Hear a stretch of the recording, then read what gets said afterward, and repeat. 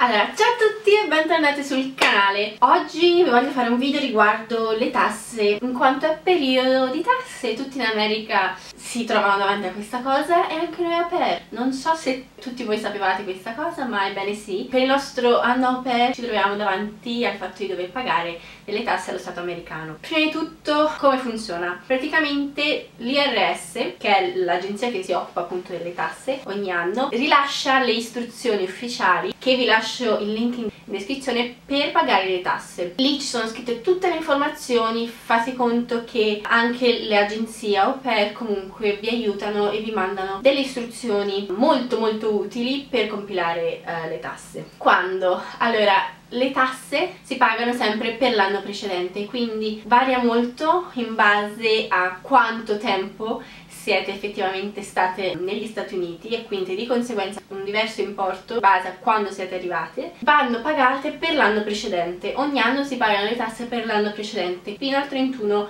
dicembre. Entro quando vanno pagate? La scadenza ogni anno è intorno alla metà di aprile. Anche qui controllate le istruzioni perché ogni anno il giorno esatto cambia di poco. Intorno al 15-17 aprile è la scadenza. Allora, quanto bisogna pagare? Bisogna fare un calcolo di quanto bisogna pagare. Bisogna prendere l'importo che si riceve, quindi 195,75 dollari a settimana, e moltiplicarlo per le settimane in cui siete state negli Stati Uniti. Nel mio caso è stato praticamente un calcolo per tutto l'anno, in quanto io sono arrivata a gennaio e devo calcolare quindi da gennaio fino al 31 dicembre quante settimane esatte. Quindi moltiplico le mie settimane, nel mio caso 51, nel vostro caso vedete voi quanto, e mi verrà un certo importo X. Nel mio caso 9.983.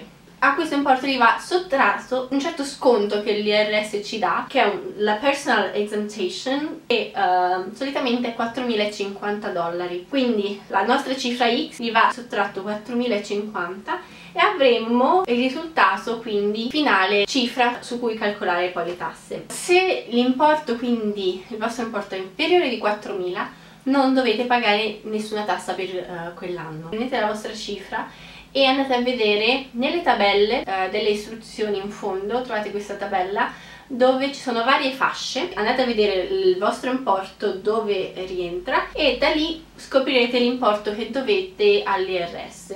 Nel mio caso 593. So che sembra complicato, però spero che questo vi sia stato un po' d'aiuto nel come calcolare le tasse. Bisogna poi pagare queste tasse online con assegno o con money order.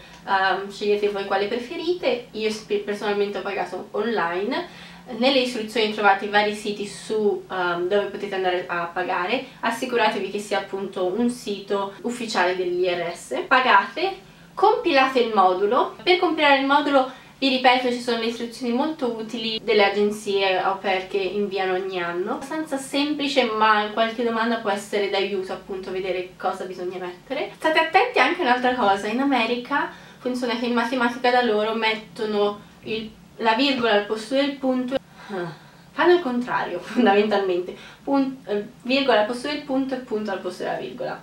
Una volta compilato poi il modulo, indipendentemente se pagate online o con assegno, dovete compilare il modulo e spedirlo per posta, e dovete stare attenti all'indirizzo a cui spedirlo. Se avete pagato online c'è un indirizzo, se avete pagato con assegno e mettete il modulo e l'assegno insieme alla busta, c'è un altro indirizzo a cui mandarlo, quindi assicuratevi di guardare bene nelle istruzioni quale indirizzo utilizzare. E niente, questo è quanto.